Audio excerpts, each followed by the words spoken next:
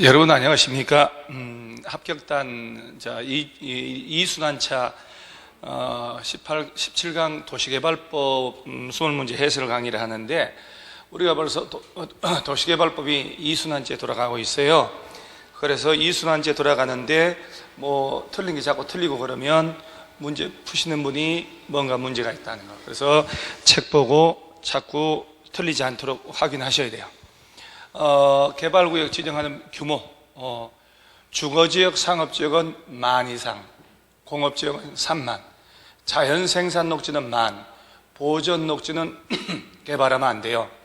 도시지역 바깥은 300,000 이상, 도시지역이 바깥이라도 아파트, 연립주택 건설기기 포함되어서 일정한 요건을 갖추면 100,000 이상. 그래서 얘들이 기본적으로 나오는데,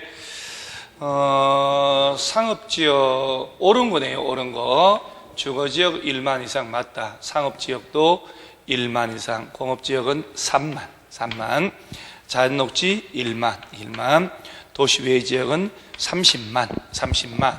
그래서 이런 것들은 놓치면 절대 안 됩니다. 그 다음에 2번 문제, 이게 이제 우리가 문제 풀이도 하고 기출문제도 풀고 참 괜찮은 기출문제이지 않습니까? 자연녹지지역이다, 녹지지역이다. 그러면 우리가 자연녹지, 생산녹지, 도시지역, 외지역 같은 데는 개발구역을 먼저 묶고 나중에 개발계획 짠다. 그 다음에 취락지구는 우리가 중요한 포인트가, 취락지구를 도시개발구역으로 지정하더라도 지구단위계획구역으로 도시지역으로 의지된다. 그러면 안 돼요. 취락지구는 자연취락이나 집단취락지구로 나눠지는 취락은 본질 목적이기 때문에 개발구역 지정하면 자동으로 도시적으로 되고 지구단위계획구역 되고 그러면 안 된다는 거. 요거는 30,000에 대해서 소유자가 조합을 설립했다. 그리고 환지 방식으로 한다.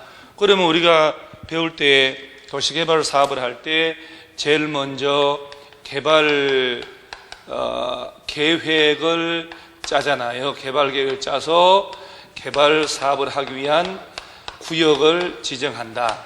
그리고 구역의 지정권자가 시행자를 정해준다. 이렇게 되는 거예요. 이렇게. 그러면 이제 시행자가 정해지면 야들이 실시계획을 만들고 이렇게 실시계획의 인가 이렇게 가잖아요. 그래서 사업의 실시계획을 시행자가 만들면, 이때도 이제 지정권자가 아닌 시행자가 만들면 인가를 지정권자한테 가서 받고 이렇게. 워낙에 이제 개발 계획을 짜고 구역 지정을 한다. 이게 되는 거예요. 그럴 때 이 개발 계획을 지정권자가 짜는데 전체를 환지 방식으로 할 때는 요 개발 계획에 대한 소유자 동의였는데 진짜 중요한 겁니다. 전체를 환지 방식으로 하기로 하고 개발 계획 짤 때는 토지 면적의 3분의 2 이상 소유자와 소유자 총수의 2분의 1 이상의 동의 얻어야 돼요. 국공유지 포함하고 동의 얻어야 개발 계획 짤 수 있다. 그런데 환지 방식으로 하더라도 국가나 지자체가 직접 할 때는 동의 안 받고 개발 계획 짤 수 있습니다. 그래서 지금 이 문제 속에 설문을 읽으면서, 물론 기초가 탄탄해야 되는데 문제를 읽으면서 뭘 묻는지가 그림이 딱 잡혀야 돼요. 아, 환지 방식으로 조합이 한다. 그러면 개발계획 짤 때 동의 얻는구나. 취락지구는 어떡하지? 자연녹지는 이렇게. 그러니까 이제 고루고루 들어간 거예요. 틀린 것은 1번 지문은 시군구청장이 개발구역 지정을 시도지사한테 요청하면 시도지사가 지정한다.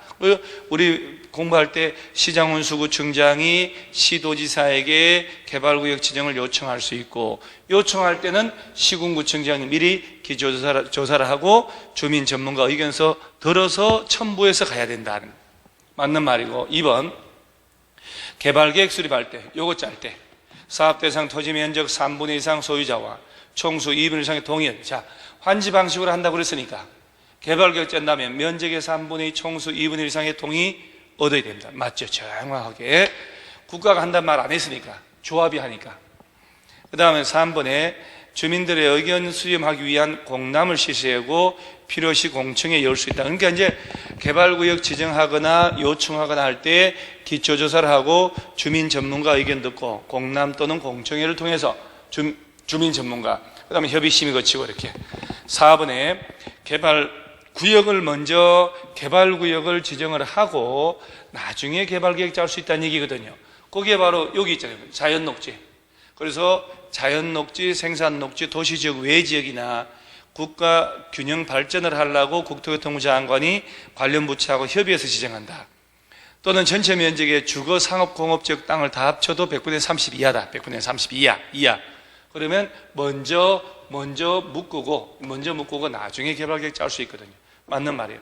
그 다음에 도시개발구역이 지정고시 되면 당해 도시개발구역은 지구단위계획구역으로 결정고시 된 것으로 본다. 이게 틀렸잖아요. 취락지구를 대상으로 개발구역을 지정했을 때는 도시지역으로 지구단위계획구역으로 의지하지 않습니다. 집단 취락지구는 개발제한구역에서만 지정하도록 되어 있거든요. 그 집단 취락지구를 개발구역 지정해서 용도가 다 도시로 바뀌어버리고 지구단위 그러면 안 되거든.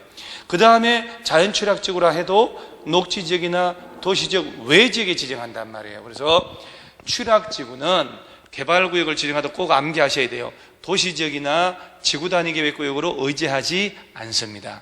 그래서 정답은 5번. 이 기출문제 참 괜찮은 기출문제거든요.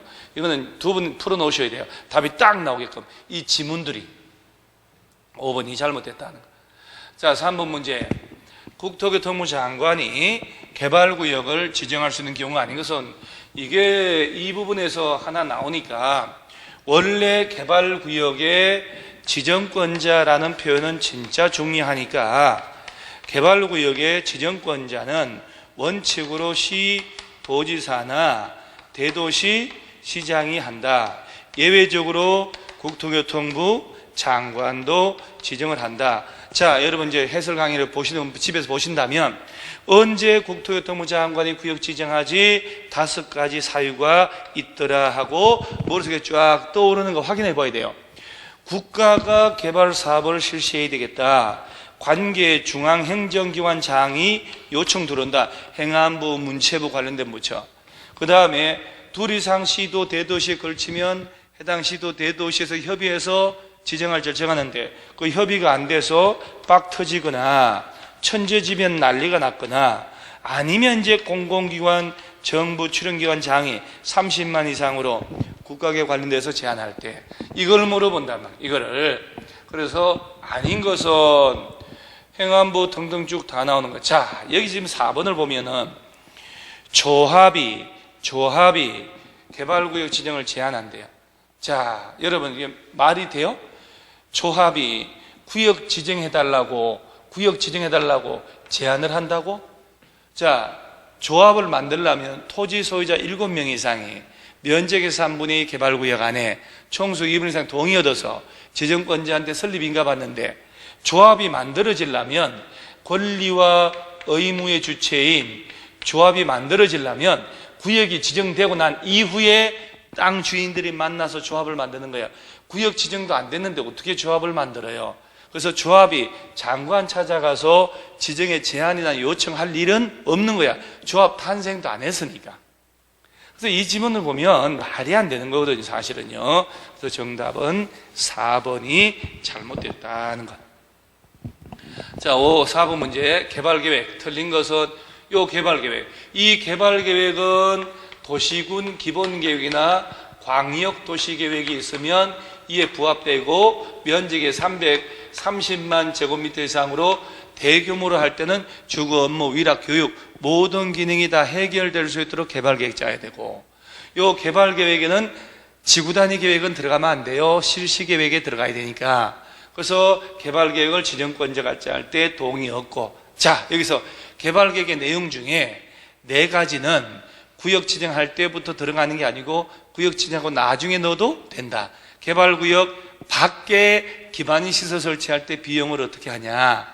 어떤 토지, 건축물, 소유권 외 권리들이 수용 대상인지 임대주택 건설계획 등의 세입자 주거생활 안정대책 그 다음 순환개발을 단계적으로 어떻게 하는지, 그래서 개발구역 밖에 기반시설 설치하는 비용, 그 다음에 어떤 권리가 수용 대상, 임대주택 순환개발, 임대주택 순환개발 이렇게 연습을 하셔야 돼요. 그 네 가지는 구역 지정을 하고 나중에 추가로 넣을 수 있는 것. 그래서 틀린 것을 골라라 할 때 1번은 면적의 3분의 2 환지 방식으로 한다면 총수 2분의 1 동의 없고 개발계획을 공모해서 들어갈 수도 있고, 그 다음에 개발계획 지정권자는 직접이나 관련 부처 요청으로 개발계획 수립하거나 변경 다 할 수 있죠. 요거 4번이요. 수용 사용 대상이 되는 토지 건축물, 이에 정착한 물건, 이에 관한 소유권 외의 권리, 광업권, 업권 등등등 이 세부 목록에 관한 내용은 개발구역 지정 전부터 개발계획 수립할 때 포함해야 한다. 이거 틀렸단 말이에요. 어떤 권리들이 수용 대상인지는 구역 지정하고 협의 매입을 먼저 해봐야지. 협의 매입을 해서 땅 주인들이 다 팔면 수용할 일이 없는 거예요. 협의 매입이 안 될 때 이 땅은 수용 대상이다 라고 해야 되기 때문에 수용 대상이 되는 권리들에 관한 내용은 처음부터 알 길은 없다는, 처음부터 알 수 없다는 꼭 명심하셔야 돼요. 그래서 이 문제는 4번이 틀렸다는 겁니다. 그 다음 5번 문제는 개발구역 지정의 해제. 올바른 것은, 이건 워낙이 올바른 거잖아. 올바른 거. 정상적으로 얘기하면 개발계획을 짜서 구역 지정하면 지정권자가 시행자를 정하는데 그 시행자가 실수계획 만들어서 지정권자가 아닌 시행자 인가까지 받는다. 물론 지구단위계획 내용을 담아서. 그래서 개발계획을 짜서 구역 지정하면 그때부터 3년 되는 날까지 실수계획에 인가 신청 안 하면 3년 되는 날에 다음 날 풀려요. 그런데 먼저 묶고 나중에 개발계획 짜자. 그럼 구역 지정하고 2년 된 날까지 개발계획을 수립 고시 안 하면 2년 된 날 다음 날 풀리거든요. 개발계획을 나중에 짠다 그러면 2년 된 날에 다음 날 안 짤 때 실수계 인가 신청하면 3년이거든. 그래서 정상적으로 개발계획 짜서 구역 지정하면 3년 된 날까지 실수계 인가 신청 와라. 안 하면 다음 날 풀린다. 330만 넘어가면 5년입니다만은 항상 330만 제곱미터 미만으로 내니까. 계획 구역을 먼저 묶고 나중에 개발계획 짤 때는 2년 내에 개발계획 수립하라. 안 하면 다음 날 풀린다. 2년 내에 수립했더라도 또 3년 된 날까지 실수계 인가 신청 들어가야 돼요. 그러면 3년 안 들어오면 3년 되는 날에 다음 날 풀려요. 이렇게 해서 풀릴 때는 아무 사업도 안 했기 때문에 도시지역이나 지구단위계획구역은 옛날 용도로 돌아가요. 그런데 공사가 끝났다. 그러면 공사 완료 공고일의 다음 날, 환지처분 공고일의 다음 날 다 풀려요. 그래서 공사가 완료돼서 풀릴 때는 옛날 용도로 돌아간다고요? 안 돌아간다? 안 돌아가요. 그때는 항구적으로 도시적 돼요. 그래서 올바른 건 다 틀리고 하나 맞다는 거. 개발구역이 지정 고시된 날부터 2년 된 날까지 실수계 인가 신청 안 하면 3년. 도시개발사업의 공사 완료 공고일의 다음 날 해제된 것을 본다. 330만 미만의 규모로 개발구역을 먼저 지정 후 개발계획 수립하는 경우에는 개발구역 지정 고시한 날부터 3년 된 날까지 개발계획 수립, 개발계획을 수립한다. 개발계획 수립 고시한다. 2년. 그 다음에 4번에 개발구역 지정 후 개발계획 수립하는 경우에 개발계획 수립 고시한 날부터 3년 된 날까지 실수계 인가 신청하는 이때 개발구역을 먼저 지정했다. 그리고 개발계획 짠다. 그러면 그때 개발계획을 수립 고시한 날부터니까 개발계획은 짜졌어. 그러면 3년 된 날까지 실수계 인가 신청 안 하면 3년 된 날 다음 날 다 해제됩니다. 야가 맞는 말이에요. 이 부분 정확하게 공부해 놓으셔야 돼요. 그 다음에 원칙적으로 개발구역 지정의 해제가 의제되면 공사 완료되는 경우는 제외하고 해당 도시개발구역은 개발구역 지정 전의 용도 지역, 지구, 구역 등으로 환원된 것으로 본다. 그런데 공사 안에서 풀리면 환원됩니다만은 공사 완료로 인해서 해제될 때는 돌아가면 안 됩니다. 그래서 이거는 제외된다라고 해요. 그래서 5번 문제는 4번이 맞네요. 그 다음에 개발사업 시행자, 옳지 않은 것은 시행자는 구역 지정권자가 정하고 그 다음에 우리가 개발구역의 토지 소유자가 수용 방식으로 해야 되겠다. 그러면 이제 국공유지 제외한 면적의 3분의 1 이상을 소유한 사람만 시행자 될 수 있어요. 요 국공유지 제외한다는 거 알아놓고, 그 다음에 개발구역 전부를 환지 방식으로 시행하는 경우에는 원칙적으로 소유자나 조합을 우선적으로 정하는 건 맞습니다. 4번에 조합이 개발구역을 지정을 제한하고자 하는 경우에는 동의어드립니다. 자, 일단 누누이 얘기하지만 조합은 지난달에 또 했던 문제입니다. 자, 제한을 한다고요? 못한다고요? 못한다고. 옳지 않은 건 답 4번. 그 다음에 지정권자는 도시개발사업에 관한 실시의 인가를 받은 후 2년 내에 사업 착수하지 않으면 시행자 변경할 수 있다. 자, 시행자 변경 사유. 첫째, 환지 방식으로 소유자 조합을 지정 신청 와서 지정을 해줬어요. 그런데 구역 지정하고 1년이 가도록 실시계획 인가 신청 안 올라온다. 아니면 실시계획 인가해주는데 인가보고 2년이 가도록 사업에 착수하지 않는다.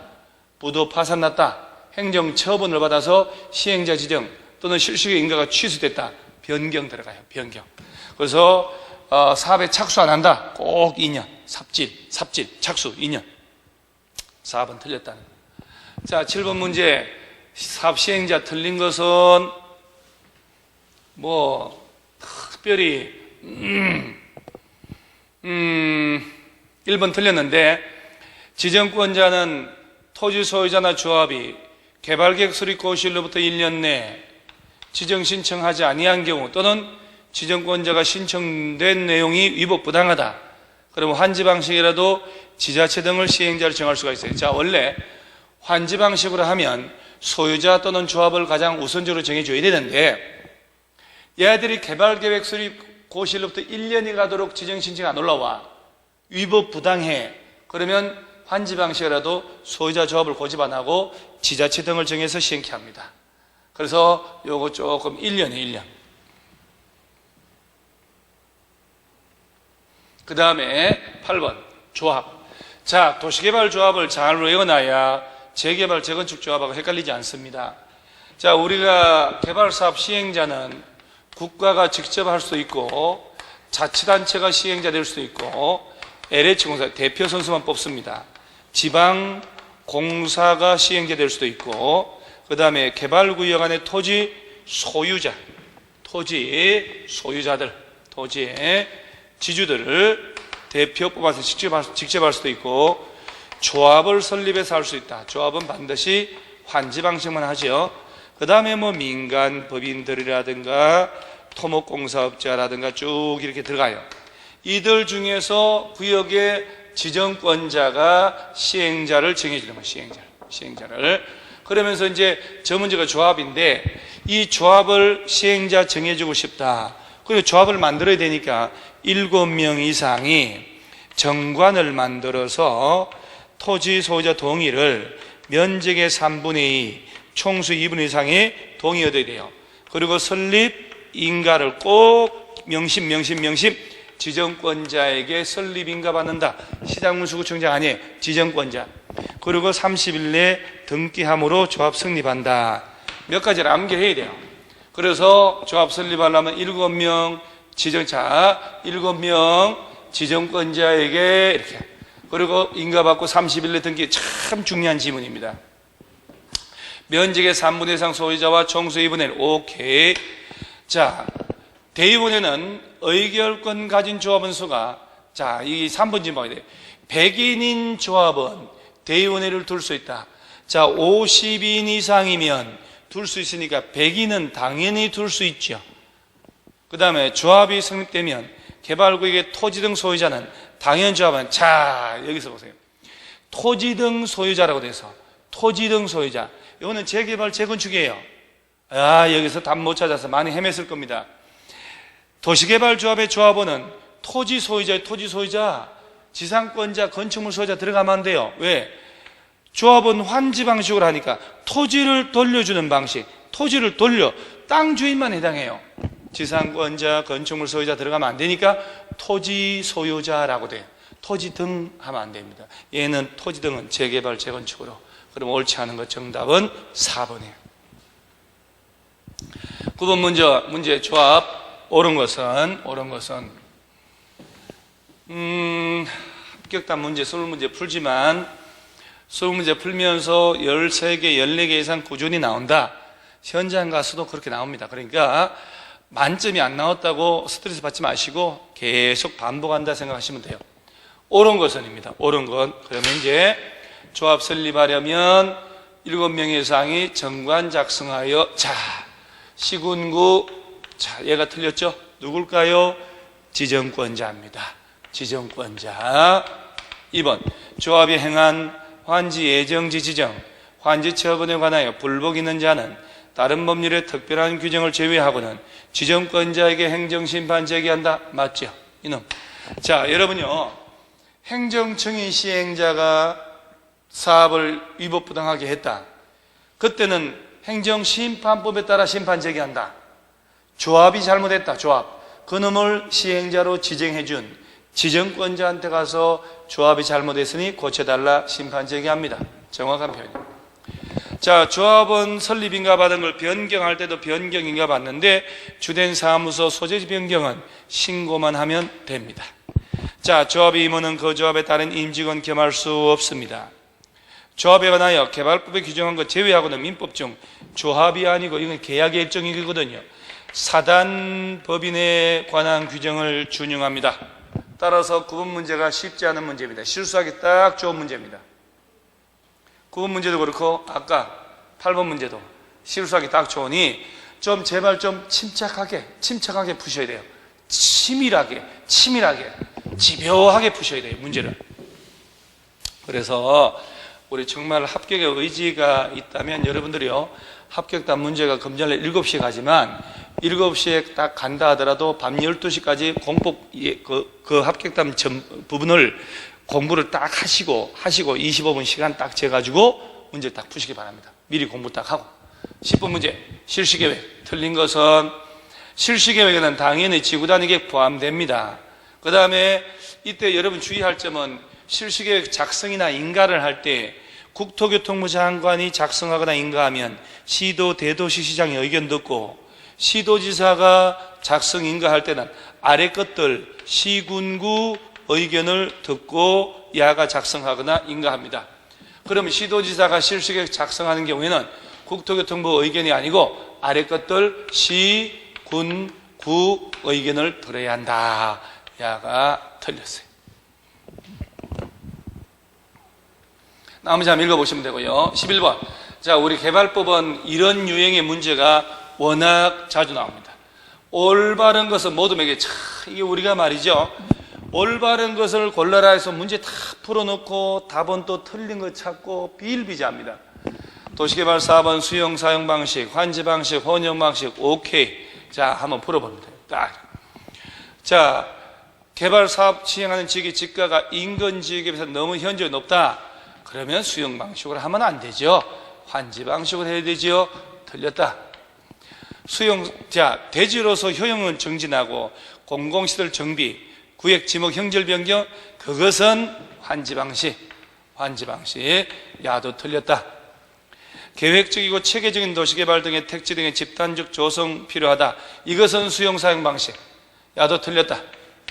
수용 사용 방식과 환지 방식으로 혼용하여 시행하는 경우에는 각각의 방식이 정해있는 구역으로 구분하여 분할해서 시행할 수 있다. 맞다. 자, 그래 딱 보고 틀린 거 3개 라고 체크하고 문제 보냅니다. 그런데 문제는 뭐냐? 옳은 거잖아요. 옳은 거. 그 옳은 걸 찾으라고 했는데 답이 2번 돼야 되는데 3번 체크해서 보냅니다. 비일비재하게. 현장에서도 그런 일이 무작위 벌어집니다.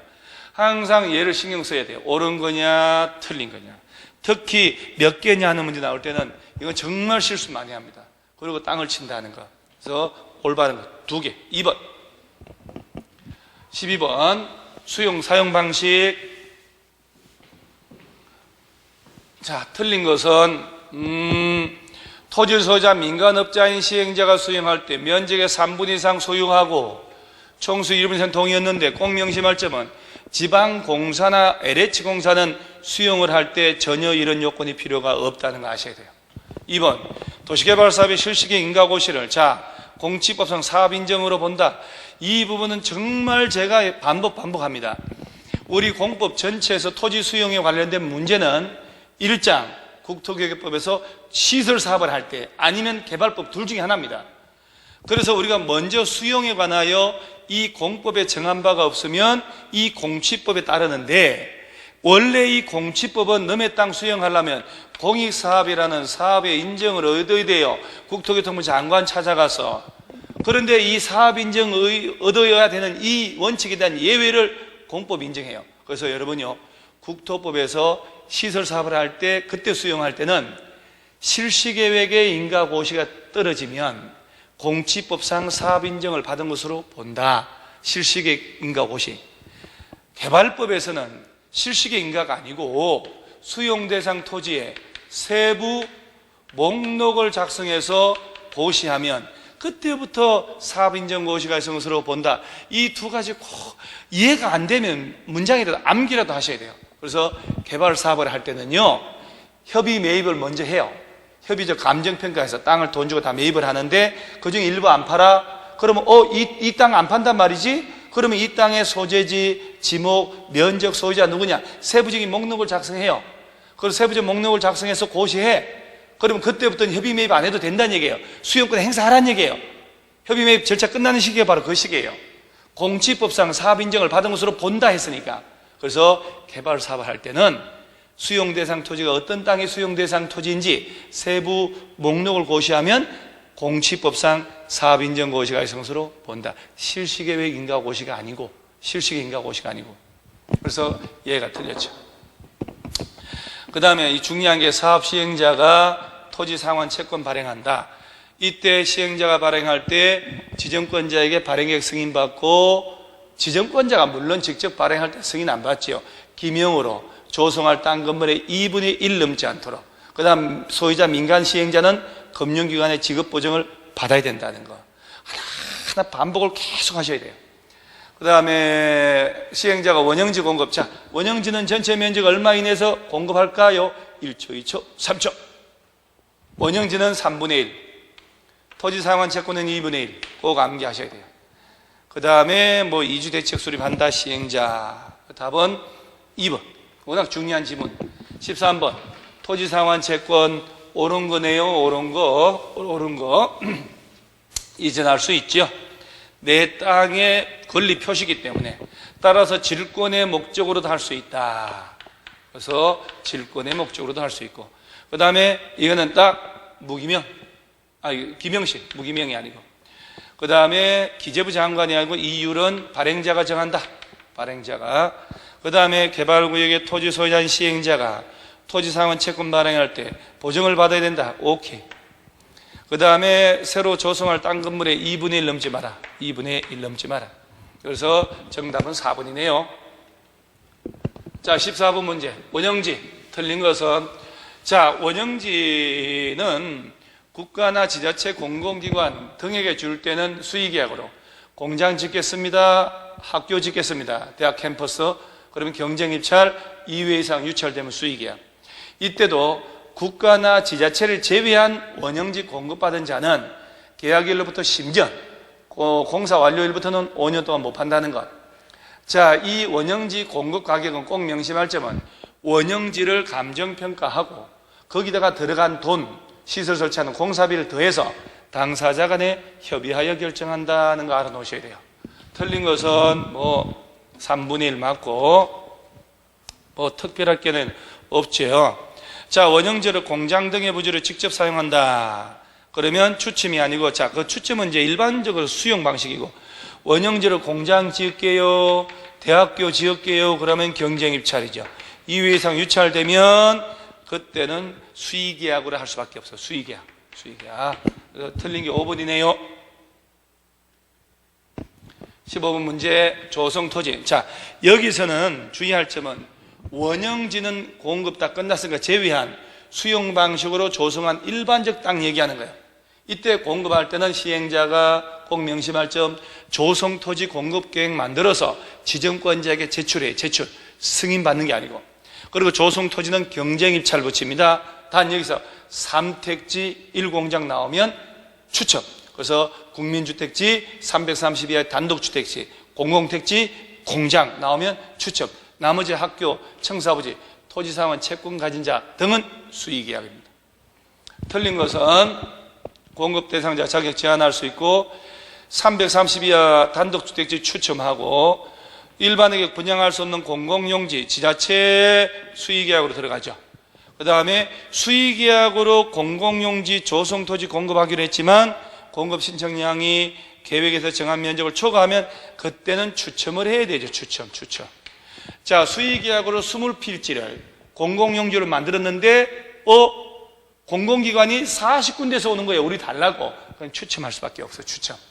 경제 임차례 아니고 폐기물 처리시설, 학교, 임대주택용, 그 다음에 비영리 공익 복지시설 등을 설치할 목적일 때는 감정가 이하로 줍니다. 그래서 틀린 것은 4번이네요. 16번 환지계획. 명심할 점은 환지계획을 시행자가 만들 때요, 행정청이 아닌 시행자, 조합 등은 반드시 제주도 빼면 시군구 인가받는 거. 환지계획은 시군구, 지정권자가 아니고 시군구, 환지에 점 하나 찍고 환자들, 시군구 보건소. 그래서 1번 맞고요. 자, 2번도 맞습니다. 그 다음에 뭐 특별할 게 없는데, 자, 4번 시행자가 입지 환지를 정할 때 토지 소유자 동의받아 옛날 규정 신청을 받아서 구분 건물하고 땅의 지분 줍니다. 신청을 받습니다. 숫하게 얘기했습니다. 입지 환지도 아파트 분양받는 거나 마찬가지이기 때문에 분양 신청을 받는다.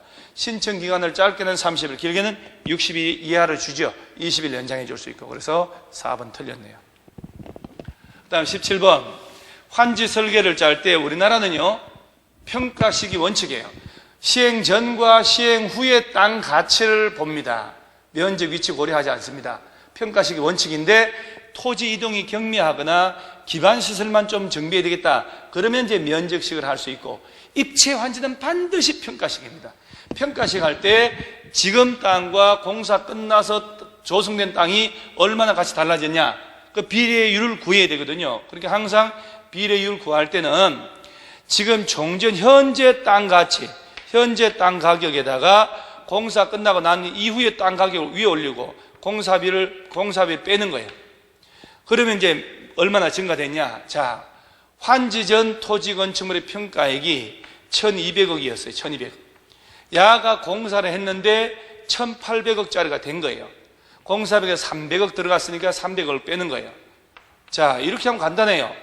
그래서 현재 땅을 분모로 잡고 공사 끝나고 난 다음 땅이 분자로 가는 거예요. 1200짜리가 공사비 300을 빼서 자 1500억짜리. 자, 1200짜리가 1500이 됐으니 1200에 25% 늘었어요. 1.25배, 125%로 늘었죠. 그래서 자 1200분의 이것도 계산 못하는 사람 많을 텐데 1500이다 곱하기 100. 그러니까 이게 300억이 1200이 1500이 돼서 300억의 가치가 늘은 거예요. 300억은 1200에 얼마 차지하냐? 25%거든요. 25%. 1.25. 그래서 2번이 정답이 됩니다. 그래서 명심하셔야 돼요. 환지 전, 종전 땅이 분모, 공사 끝난 땅이 분자. 이 공사 끝나는 것은 사업비 들었으니까 그걸 빼고 계산하면 돼요. 18번 환지 방식. 틀린 것은 1번이네요. 자, 시행자는 일정한 토지로 환지를 정하지 않고 보류지로 정하고, 그리고 그 중에 일부를 채비지로 정하여 도시개발 사업에 필요한 경비에 충당할 수 있다. 얘가. 나머지는 뭐 특별할 게 없으니까 꼭 읽어야 되는데, 자, 4번. 이거 문장 중요합니다. 시행자는 채비지 용도로 예정지 지정된 때에는 도시개발 사업에 소요되는 비용을 충당하기 위하여 사용 수익은 물론 처분도 할 수 있습니다. 미리. 그래서 미리 채비지 처분했을 때 그 채비지 매입한 자는 자기 이름으로 소유권 이전 등기하면 권리 취득합니다. 환지 처분할 때까지 기다릴 필요도 없다는 거예요. 그 다음 19번에 환지 방식으로 조성되는 토지 부담률. 틀린 것은 우리가 환지 방식을 할 때 도로부지, 학교부지, 공원부지 등의 공공용지가 필요해요. 그래서 개개인별로 공공용지를 얼마 제공하느냐, 이게 토지 부담률이에요. 토지 부담료는 50% 넘지 마라. 지정권자가 정하면 60% 정할 수 있고 3분 이상 소유자가 동의하면 60% 초과할 수 있다는 것. 그래서 4번 질문 틀렸죠. 환지계획구역 안에 토지 소유자 옛날 규정 3분의 2 이상이 동의하면 60% 초과할 수 있다. 도시개발 채권. 이 도시개발 채권은 머릿속에 우리 교과서 비교 설명합니다만은 시도지사가 행안부 장관에게 승인받아서 무기명으로 발행을 하는 것. 이 도시개발 채권을 개발사업 시행하는 자가 사거나 도급계약 체결할 때 형질 변경할 때 사야 되거든요. 그래서 매입 필증을 자치단체 제출하는데 5년간 보관을 해줘야 돼요. 그래서 틀린 거다. 토지상환채권 상환기간은 5년 내지 10년 범위에서 조례로 정한다라고 해야 되지 10년 범위 하면 틀렸네. 얘가 틀렸네. 얘가 틀렸어요. 원금 소멸시 5년, 공법이니까 이자 2년, 이자니까. 그래도 나머지는 다 맞단 말이에요. 그래서 일단 20문제밖에 안 되니까 대표적으로 한두 문제씩 들어갔습니다만 버릴 문제 하나도 없습니다, 여러분. 그래서 문제를 다시 틀린 문제는 교과서 꼭 읽어서 다시 보셔야 돼요. 그래서 또 잠깐 안내 말씀드리면 시간이 얼마 없으니까 막 공부는 펼치시지 마시고 이제는 점점 줄이셔야 돼요.